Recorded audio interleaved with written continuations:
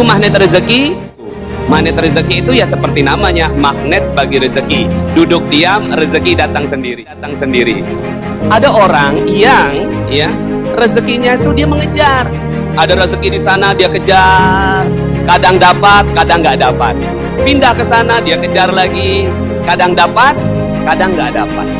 Tapi ada loh orang yang dia hanya duduk diam, rezekinya datang sendiri loh. Siapa mau dapat keajaiban? Katakan saya.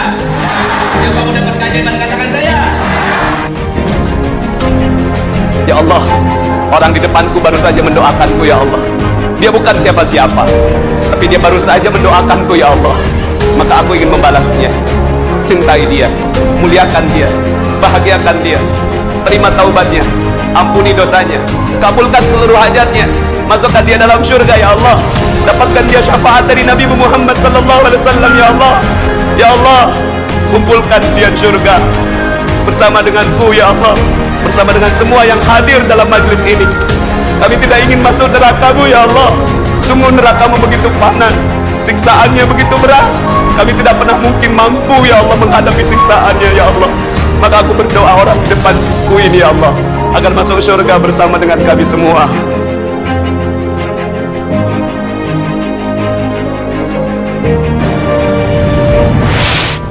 Bismillahirrahmanirrahim. Assalamualaikum warahmatullahi wabarakatuh. Alhamdulillah, summa alhamdulillah, wassalatu wassalamu ala rasulillah wa ala alihi.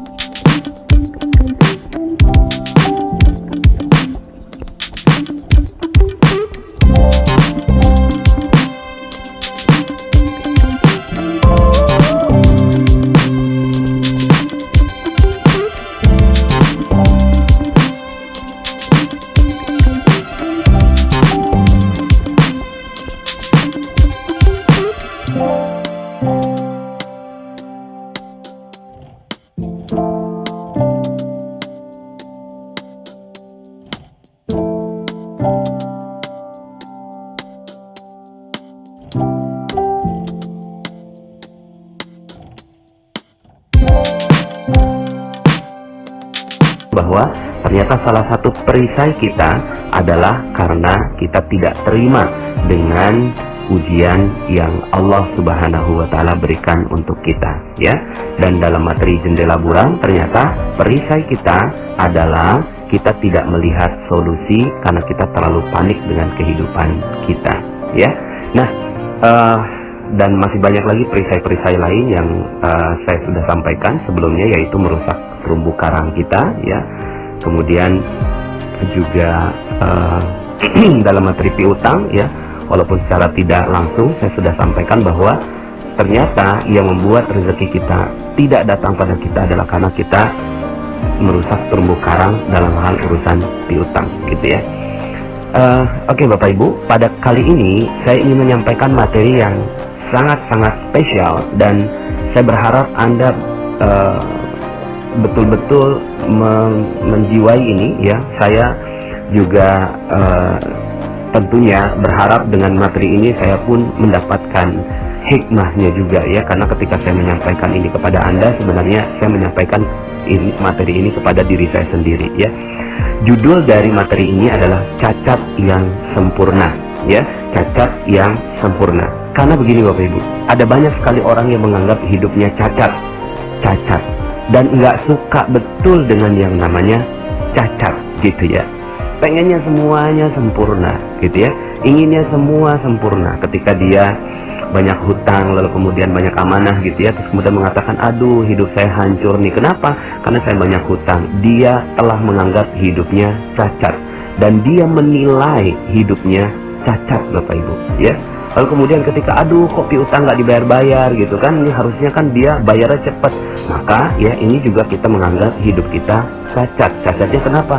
Karena ada satu bagian hidup kita, bagian rezeki kita yang tertahan di orang lain, sehingga akhirnya kita menganggap bahwa hidup kita cacat gitu ya. Kemudian ada juga yang ketika perjalanan gitu ya, jalanan penuh ya atau macet, kemudian menganggap bahwa hari ini sangat-sangat tidak sempurna, hari ini penuh dengan kecacatan dan ketidaksempurnaan gitu ya. Kemudian ada juga yang mengkritisi pemerintah gitu ya. Saya bukannya membela pemerintah, tidak sama sekali, tapi saya membela diri Anda Bapak Ibu ya. Saya membela jiwa Anda, membela kita semua agar kita, banyak orang yang mencela zaman Bapak Ibu ya, mencela zaman. Waduh ini gitu kan zaman edan gitu ya. Bapak Ibu, berarti kita telah menjadikan zaman itu adalah zaman yang cacat, dan kita hidup di sebuah zaman yang betul-betul tidak sempurna ya. Bapak Ibu, ternyata pemahaman tentang cacat ini ya, pemahaman tentang cacat ini berakibat langsung terhadap rezeki kita Bapak Ibu ya. Kalau Anda perhatikan betul-betul materi saya, law of projection, apa-apa yang ada dalam pikiran kita, itulah yang menjadi nasib kita. Ketika kita menganggap bahwa hidup kita cacat, maka seluruhnya kita sedang mendoakan seluruh hidup kita cacat Bapak Ibu ya. Seluruh hidup kita penuh ketidaksempurnaan ya. Maka yang harus kita lakukan adalah bagaimana merubah pandangan kita terhadap hal yang cacat seperti ini Bapak Ibu ya. Nah, makanya saya kasih judul materi ini dengan cacat yang sempurna. Kita menganggap itu cacat padahal sempurna ya. Bagi Anda yang sekarang barusan di PHK, hutang nggak lunas-lunas atau amanah nggak lunas-lunas, lalu kemudian ditipu orang, kemudian Anda juga mungkin diusir dari komunitas Anda gitu ya. Mungkin ada juga yang nggak punya anak gitu ya, mungkin juga belum nikah gitu kan sampai umur 40 tahun gitu ya. Mungkin juga Anda baru saja gagal dalam sebuah bisnis ya, ditipu orang dan seterusnya, lalu kemudian Anda mengatakan bahwa itu adalah cacat. Biasanya kita menganggap bahwa itu adalah cacat kehidupan kita, dan kemudian kita nggak suka dengan itu. Lalu kemudian yang kita suka adalah kesempurnaan, sementara yang terjadi pada hidup kita adalah jauh dari itu. Bapak Ibu, sebelum saya jelaskan tentang hal ini, saya ingin bercerita tentang satu manusia yang masuk dalam bagian hati saya paling utama Bapak Ibu, yaitu adik saya sendiri. Jadi saya berkeluarga 9 orang gitu ya, dan adik kami yang terakhir itu namanya Yayat ya, atau panjangnya Ahmad Ziyadus Syafiq. Nama kesayangannya adalah Yayat.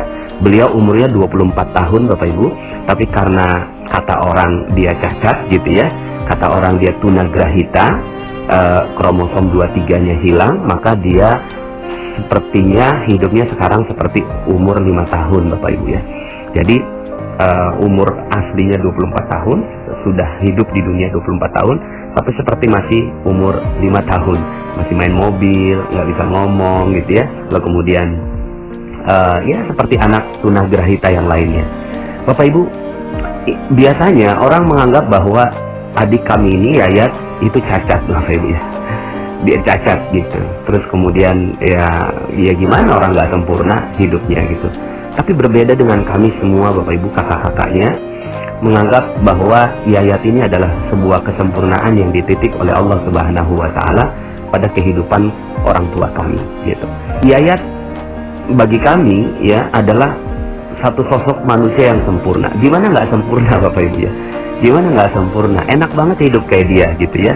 Nggak ada beban, nggak ada utang, orang juga nggak marah sama dia. Kalau dia nabok orang nggak tersinggung. Dia ditabok orang dianya juga nggak tersinggung gitu ya. Nggak punya sakit hati dan seterusnya. Masya Allah Bapak Ibu.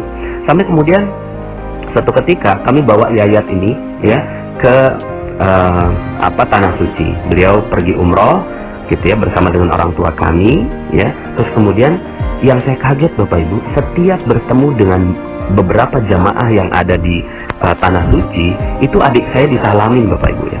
Jadi adik saya disalami, kemudian ada beberapa ya bahkan cium tangan adik saya gitu ya. Saya juga saat itu ya cukup surprise gitu ya memandang perilaku mereka gitu ya. Sampai kemudian ada yang kasih uang gitu ya, ada beberapa yang melakukan beberapa aktivitas yang menurut saya kok mereka melakukan sesuatu yang spesial gitu ya buat adik saya. Sampai kemudian ada seorang yang dia tuh berpesan pada saya gitu ya, tolong jagain ini adiknya, kurang lebih seperti itu, jagain ini adiknya, huwa malaikatullah, dia adalah malaikat Allah. Masya Allah, saya saat itu termenung gitu ya, kenapa dia ngomong bahwa ini adik saya ini malaikatnya Allah, huwa malaikatullah gitu ya. Sampai terus gitu saya pandangi Yayat, lalu kemudian saya peluk gitu ya.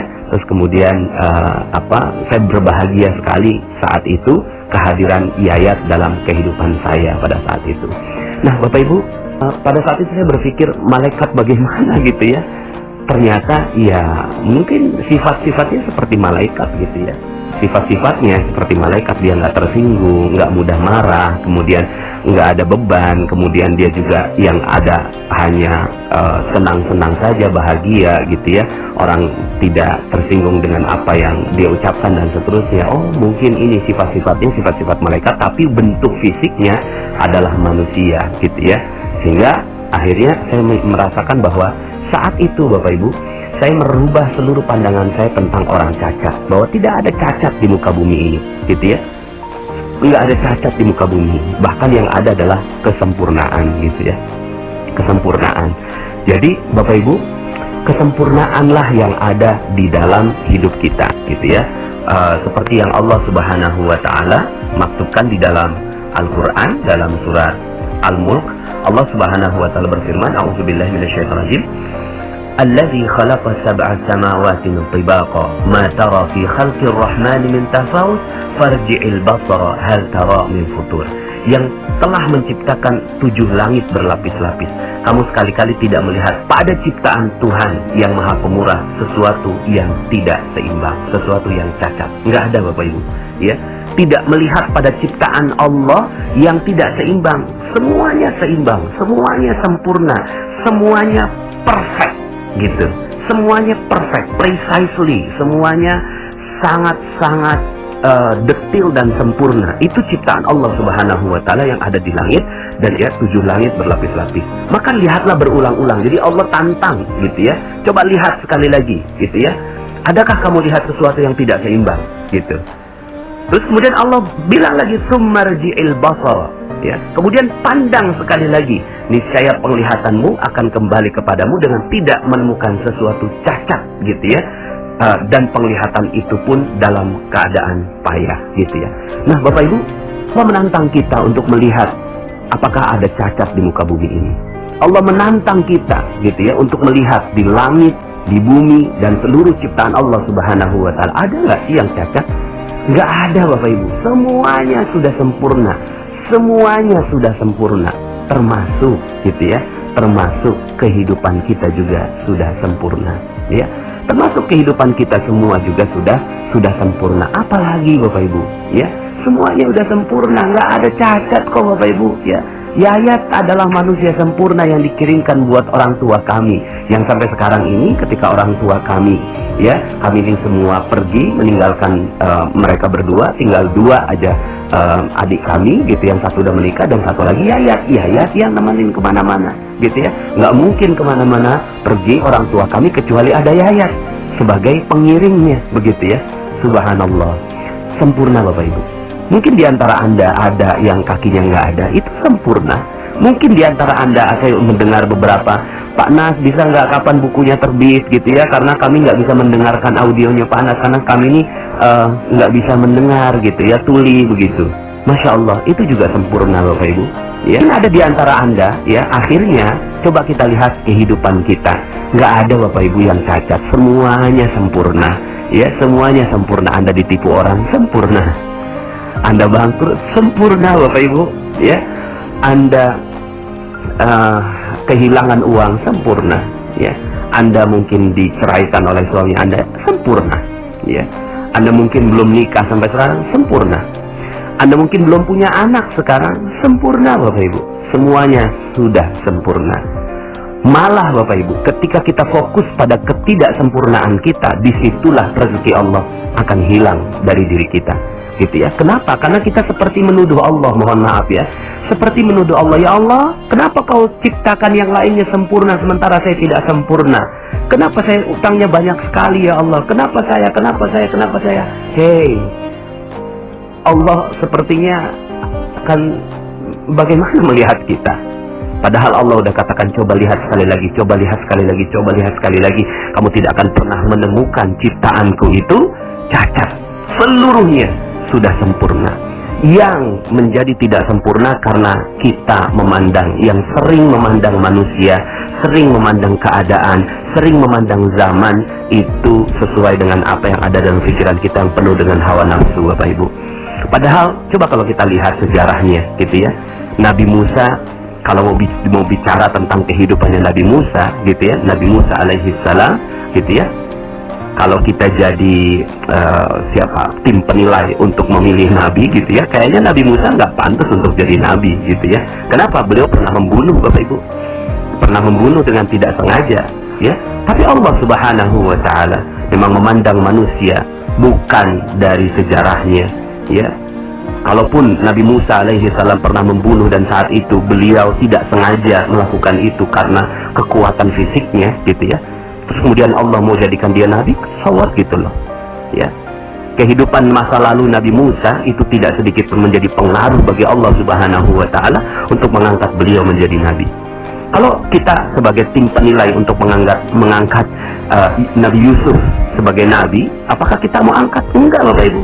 Dia dari sumur diangkat, gitu ya, yang tenggelam di sumur, kemudian diangkat oleh musafir, lalu kemudian diperjualbelikan di pasar budak, lalu kemudian akhirnya dia diangkat menjadi pelayan, lalu kemudian ketika pelayan itu ternyata dia ini pandangan orang ya, kemudian dipenjara karena berbuat yang tidak senonoh kepada keluarga kerajaan, gitu ya. Tapi kemudian kalau Allah mau mengangkat derajatnya Nabi Yusuf alaihi salam, maka itulah Allah mampu saja mengangkat derajatnya siapapun yang menurut kita itu ceritanya cerita cacat, Bapak Ibu ya, cerita kehidupan yang cacat, ya.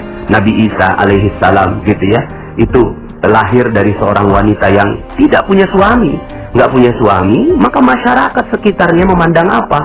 Memandang bahwa, gitu ya, Nabi Isa alaihi salam adalah seorang yang keluar dari sesuatu yang tidak sempurna, ya, cacat, Bapak Ibu, ya. Cacat bisa jadi adalah perbuatan dosa yang dilakukan oleh Maryam, tapi Allah Subhanahu Wa Taala mensucikan beliau sebagai wanita paling mulia, gitu ya. Lalu kemudian akhirnya Allah Subhanahu Wa Taala menjadikan Nabi Isa sebagai manusia yang mulia juga, gitu ya. Kalau Allah mau angkat Nabi Isa sebagai manusia yang mulia, makhluk yang mulia, Allah berkuasa. Ya, Allah berkuasa untuk menciptakan Nabi Isa sebagai manusia yang mulia. Padahal kalau kita lihat bahwa kehidupannya lahir dari kecacatan hidup.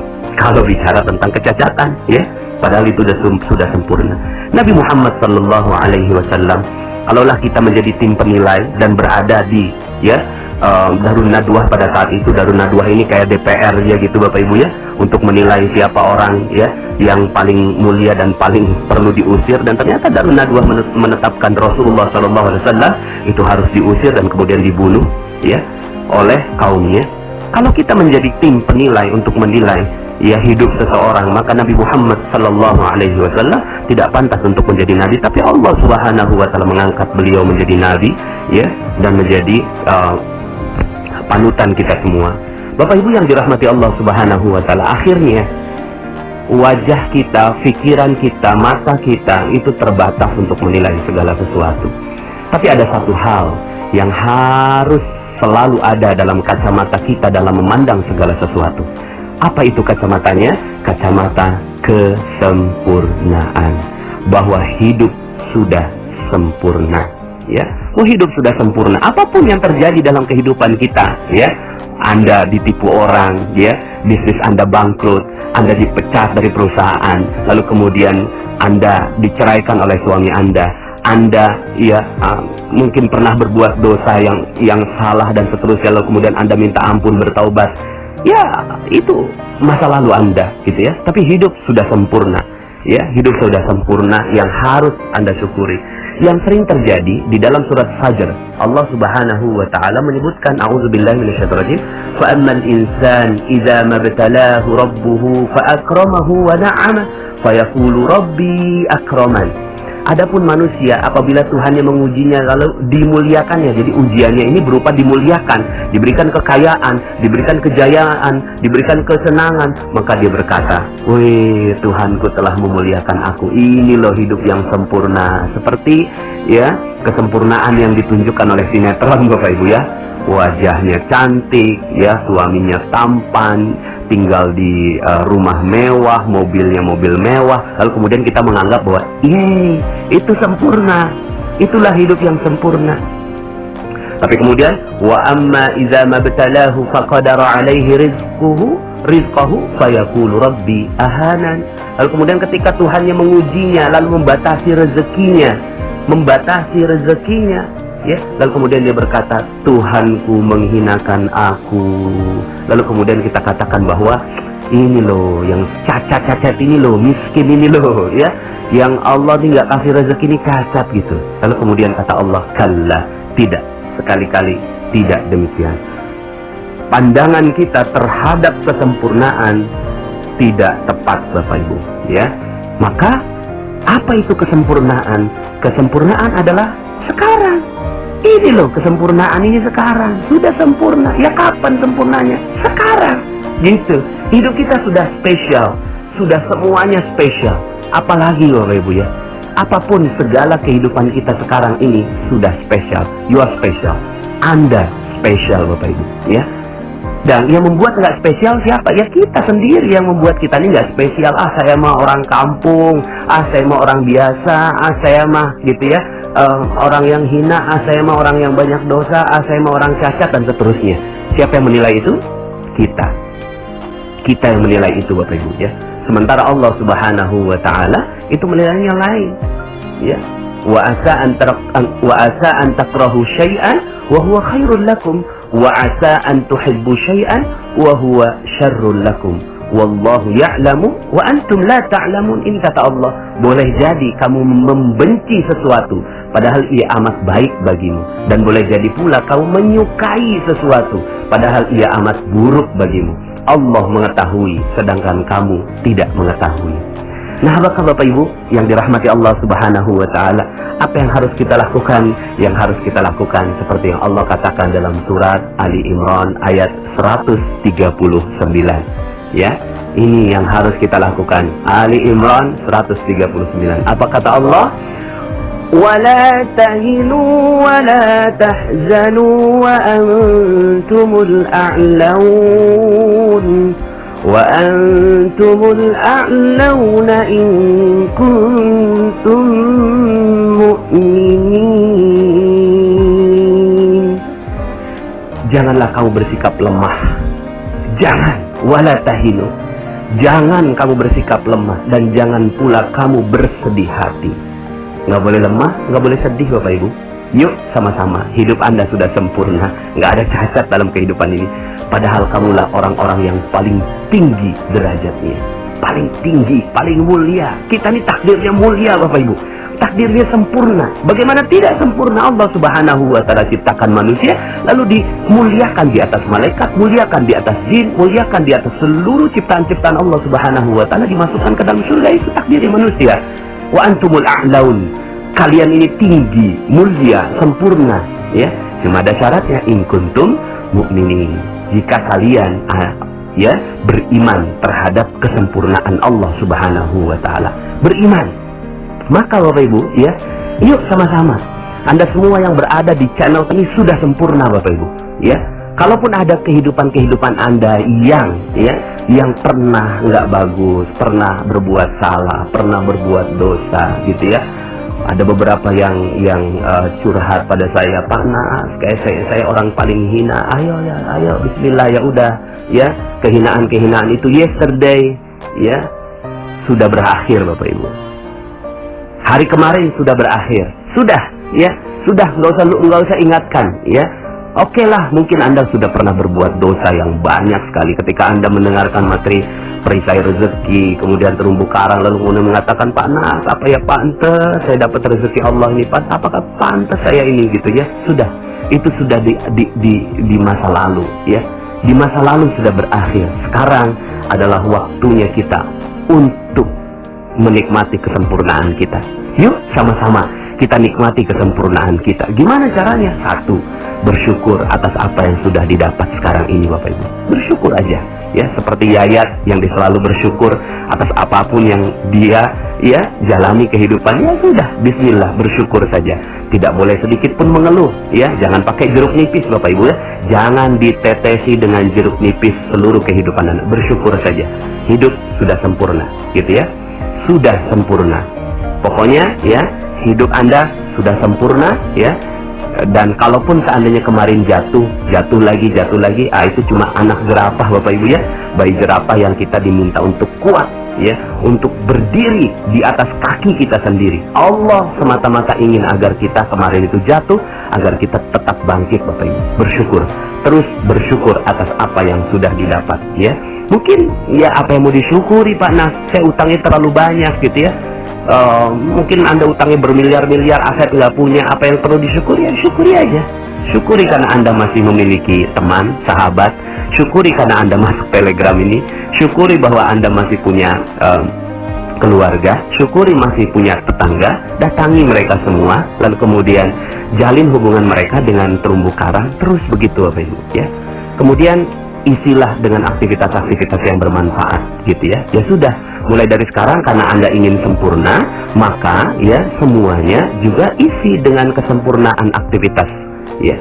Apapun yang baik-baik. Jadi haus gitu loh, haus dengan yang baik-baik. Apa nih yang baik-baik gitu ya? Yang baik-baik kita haus terus aja gitu ya. Petunjuk kebaikan kejar, petunjuk kebaikan kejar, karena kita mau hidupnya sudah sempurna. Jangan mengingat masa lalu, ingatnya masa depan aja. Oke, saya mau isi aktivitas kita dengan aktivitas yang bermanfaat. Kemudian Bapak Ibu yang ketiga, jangan fokus pada kekurangan Anda ya. Jangan fokus pada kekurangan Anda, biarin, lupakan aja udah itu, lupakan ya. Siapa sih yang nggak punya kekurangan? Ya udahlah, lupain aja. Fokusnya sama apa? Fokuslah pada apa yang bisa dilakukan dengan lebih baik gitu. Fokus apalagi ya kita bisa lakukan lebih baik, apalagi kita bisa lakukan lebih baik hari ini, bisa lebih baik dari kemarin tuh bagaimana caranya gitu ya. Kemudian sekarang ini banyak orang memusuhi kita, kemudian apa yang kita bisa lakukan lebih baik begitu. Udah itu aja, fokus aja, lupakan aja yang sebelumnya. Fokus aja apa yang bisa kita lakukan lebih baik. Kemudian yang keempat Bapak Ibu, fokus pada karya. Fokus pada karya. Kita diciptakan di muka bumi ini Bapak Ibu. Kita diciptakan di muka bumi ini untuk apa? Untuk menemuin dunia aja. Untuk menemuin statistik manusia begitu ya. Terus kemudian setelah itu lahir, hidup, menikah, meninggal gitu kan. Udah hilang. Nggak ada karyanya gitu Bapak Ibu ya. Nggak.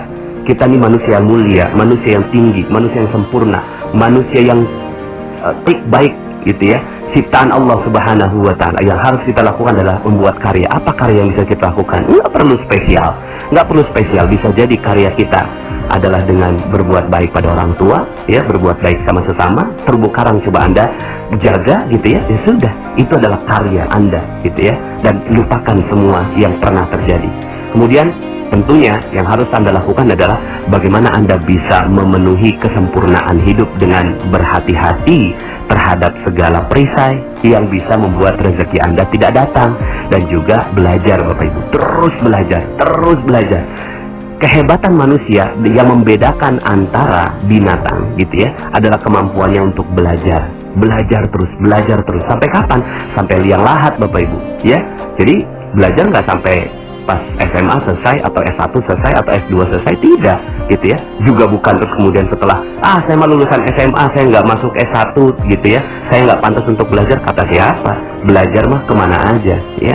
Belajar sampai kapan? Sampai liang lahat. Belajar dalam urusan apa? Ya belajar dalam untuk memperbaiki diri kita gitu ya. untuk menutupi ya yang kemarin-kemarin, untuk mencapai kesempurnaan. Udah, itu aja. Nah, bisa jadi mudah-mudahan channel ini menjadi alat belajar bagi Anda. Oke, Bapak Ibu, ya, Anda sudah sempurna, ya, Anda sudah sempurna. Tidak ada cacat di kehidupan ini, ya. Tidak ada cacat di kehidupan ini, bahkan kuntum khaira ummatin ukhrijat linnas. Kalian adalah sebaik-baik umat yang dilahirkan pada manusia, yang dilahirkan untuk manusia. Anda adalah sebaik-baik. Anda yang mendengarkan audio ini, takdir Anda adalah menjadi manusia sempurna yang dilahirkan di muka bumi. Oke, sampai jumpa dalam audio berikutnya. Saya Nasrullah. Assalamualaikum warahmatullahi wabarakatuh.